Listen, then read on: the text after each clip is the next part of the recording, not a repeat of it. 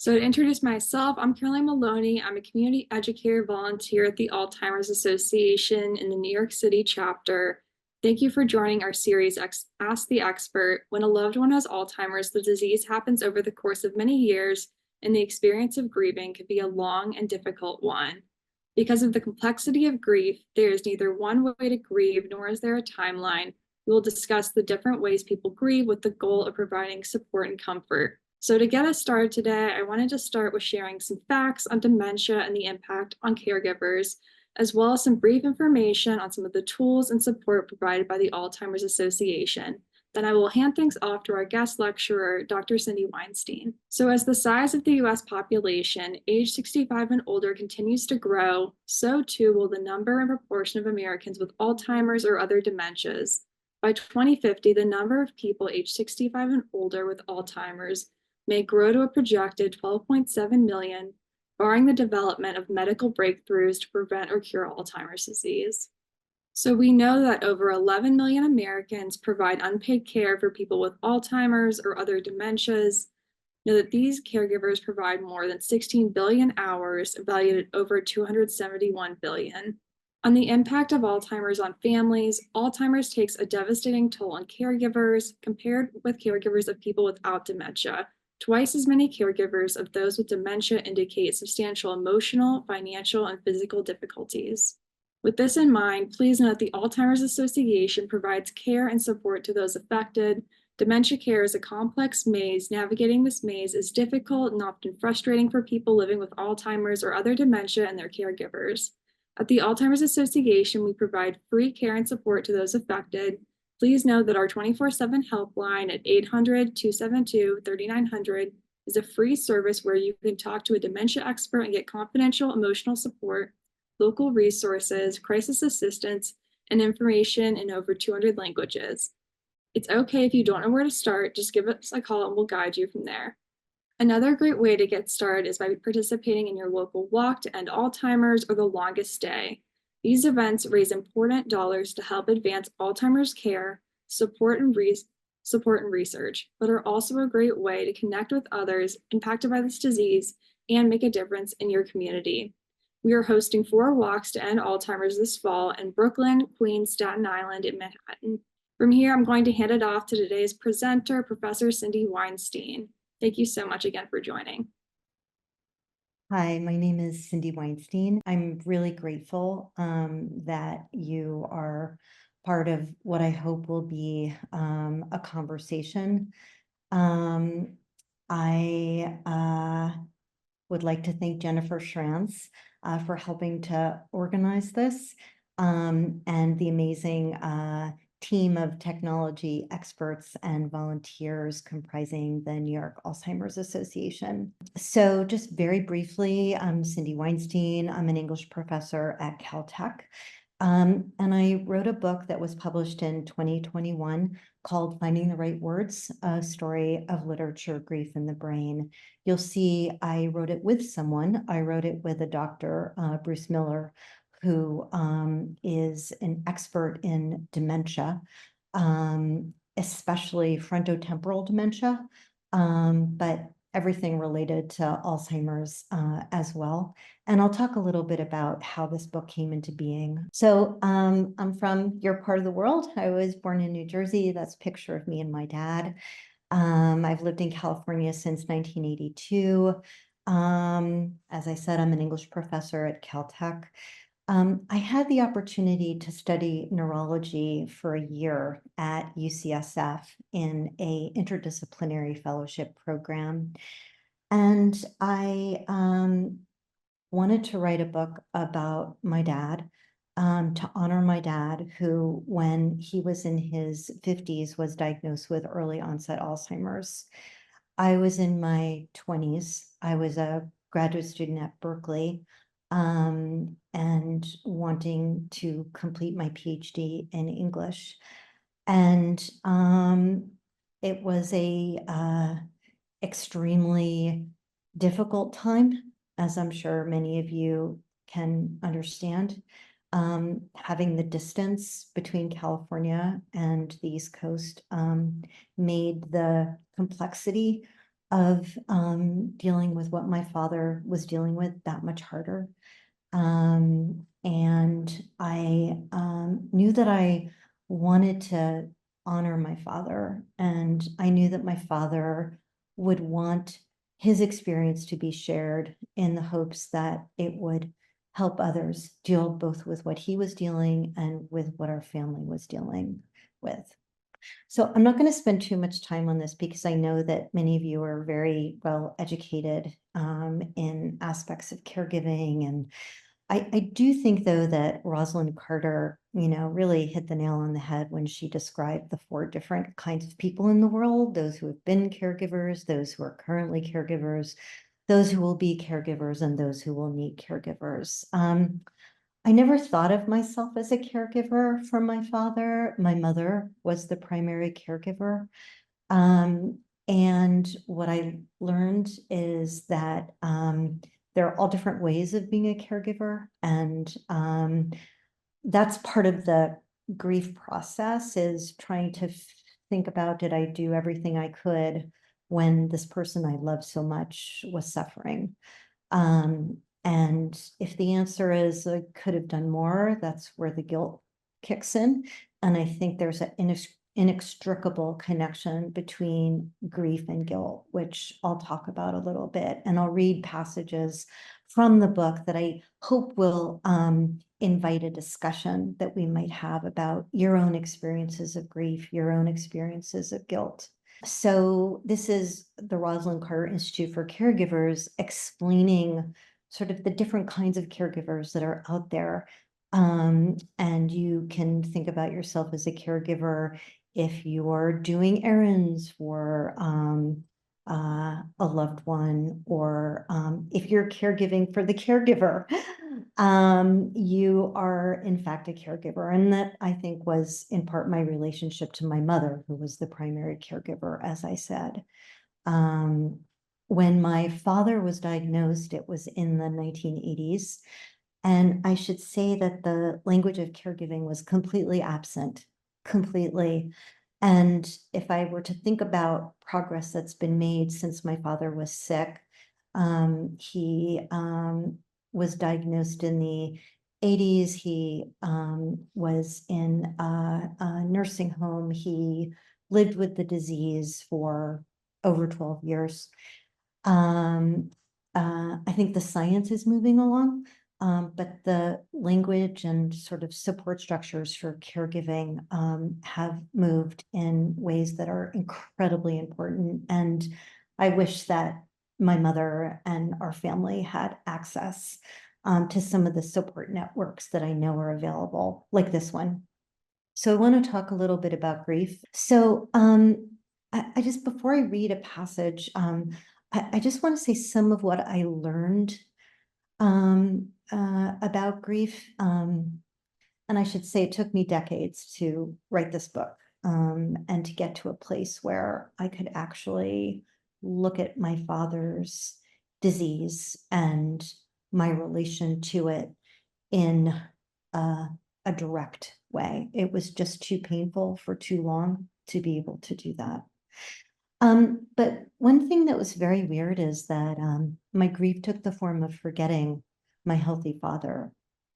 And all I could remember was my sick dad, as if the life I had had with him for 25 years just was erased.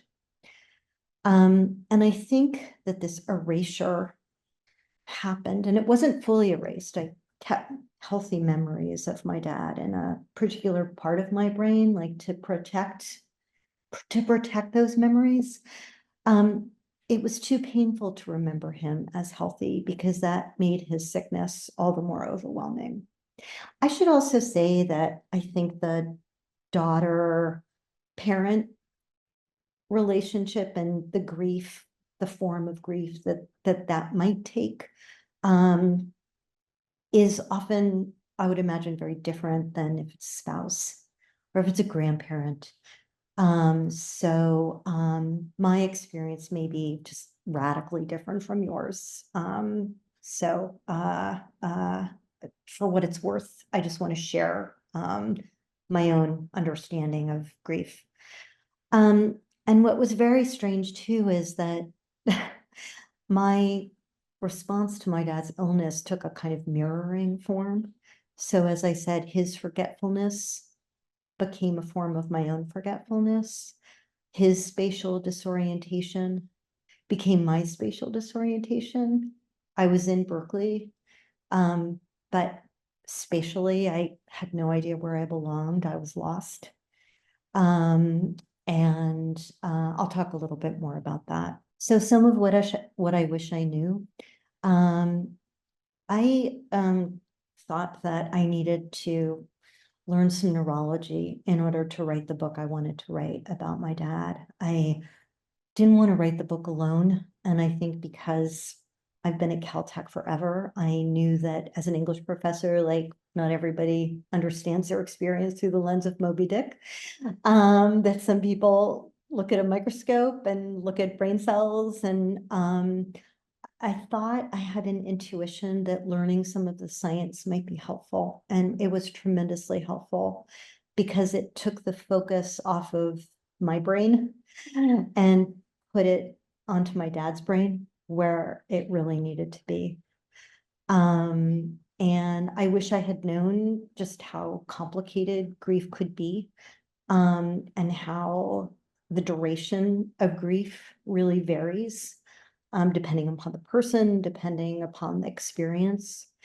I wish I knew that, that kind of dealing with the disease, remembering it, is is more healthy than not. I thought if I kind of anesthetized myself to what happened, it wouldn't hurt so much, but it always comes back.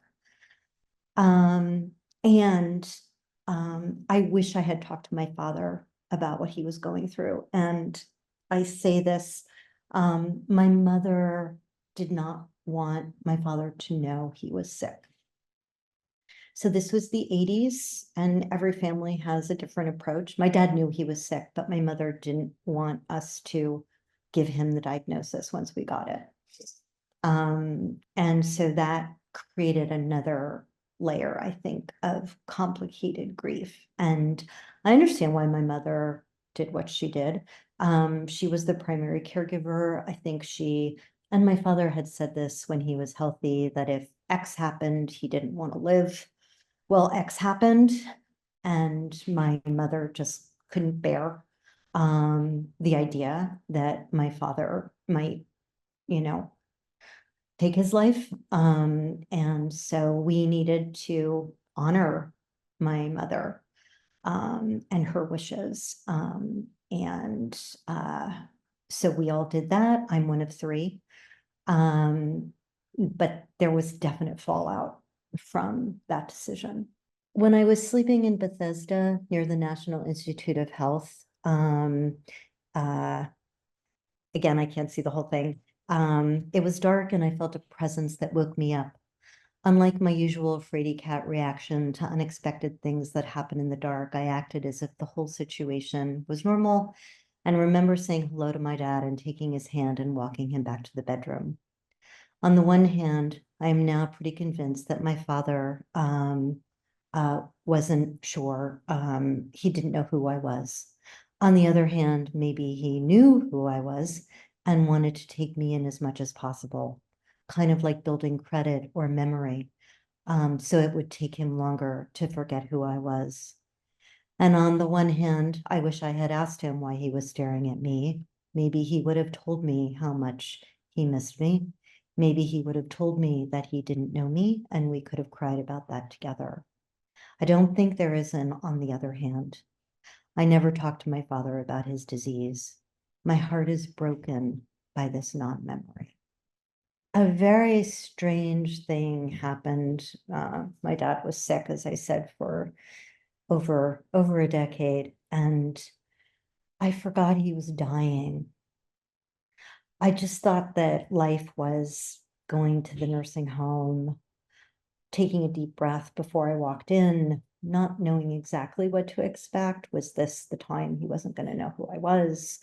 Was this the time I was going to see something that was even worse than what I had seen before.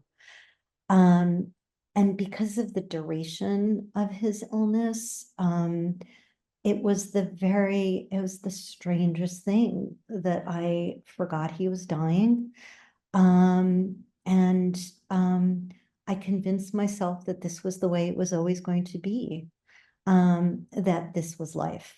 And now looking back, I realize that it was also death. Um, and that I wasn't acknowledging that, and that even as his death was happening, I didn't know it. I didn't grasp it. I didn't grieve it. I had given myself an anesthetic that took decades to wear off.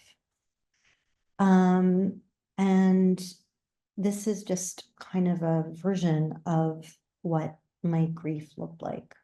As I said, in the beginning of the discussion, I think that there is a inextricable connection oftentimes between grief and guilt. And as I said, just, distance made the guilt all the more difficult. Traveling from California to Florida, I did as much as possible. And yet there was a lot of mental self-punishing that was going on.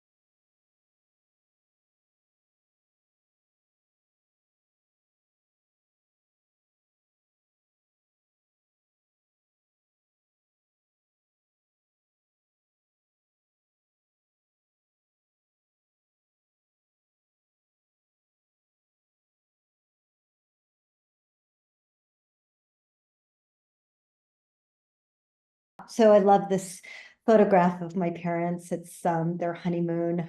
They went to Niagara Falls. And my dad is on the right. His name was Jerry. My mom on the left, she went by her Hebrew name, Sephora. And this is when they were first married. So as I said, the book I wrote sort of there, I didn't know a lot about Alzheimer's. I think this group is actually much more educated than I was. Someone mentioned that they never read a book about FTD. They haven't opened a book. I didn't open a book. All I read was Moby Dick and the Scarlet Letter, and I was studying for my orals, and it didn't really have very much to do with dementia. But in learning about Alzheimer's, I learned all sorts of things, that it's not just sort of an issue of the brain, that it takes all sorts of physical manifestations. I thought when I wrote the book, the first chapter was going to be on memory. That turned out to be the last chapter, because as I said, I had hidden away memories of my healthy father. That's why one of the things I suggested in the chat was trying to make a list of memories of the person who, when they were healthy. So you are trying to remember the whole person. And so this is from the last part of my book. And it's just kind of like a list of so many things I love about my dad. I think some of it's going to resonate, given the age group of this of the people on this call. My dad worked incredibly hard. When I was little, he went to the office 6 days a week. And then as Apex Electrical Supply took off, the business he owned with my mother's brother, he worked 5 days a week and then 4.5, so he could golf on Friday afternoons. I used to love going with him to the office and typing on the wide girth electric typewriter or answering the phone Apex Electrical Supply, may I help you? Best of all, though, was getting to ride in the grimy van with him when he was delivering cables, wires, whatever. In those days, there weren't minivans or SUVs, so being in an elevated seat high up on the road counted as a novel experience, as fun. He liked to bowl and dance. His bowling day was Thursday, my mom's Monday. They liked to go dancing at the Meadowbrook Ballroom in Cedar Grove, the town next to Verona, which is where I grew up. At every bar or bat mitzvah, he would try to teach me how to dance. He liked Robert Goulet, who starred in a 1960s Broadway show called The Fantastics and sang Dad's favorite song, which was Try to Remember. Talk about foreshadowing. He also loved Cat Stevens' album Tea for the Tillerman and Roberta Flack's The First Time Ever I Saw Your Face. He wasn't materialistic, but he loved his Movado watch, a birthday present from my mother, no numbers, black face, and a diamond where the 12 would have been. Here's more. He had an Aqua Dodge Dart, and he loved it because it lasted forever. Years later, he bought a Dodge Swinger, brown body, cream-colored roof, and hated it. That's when I first learned that the word lemon could be applied to cars. He also hated raisins, which upset my grandma Sarah because she liked to make rugula, a bite-sized Jewish dessert, with them. He loved Grandma Sarah so much that when he went on a golfing vacation with some of his friends to Bermuda, he took time out of the short trip to visit her in Miami. I remember him saying how happy he was that he had done this because it was the last time he saw her before she died. Dad was like this. He took care of people. He made sure my brother knew how much he was loved, even while he was becoming a Buddhist. He made sure that my sister got a dog after my uncle retracted on a promise to give her one from his friend's litter. I think he bought Taka and brought him home the day of my uncle's betrayal or the next. The first time I saw my father cry was when he came home from the veterinarian having put down Taka, our beloved dog of 13 years. I don't think I ever saw him cry about having Alzheimer's, at least I don't remember, but maybe I'm blocking it out. He loved my mother so much that when he got sick, she loved him back with all she had. And he loved me in ways big and small, in ways that make it necessary for me to write this book for him.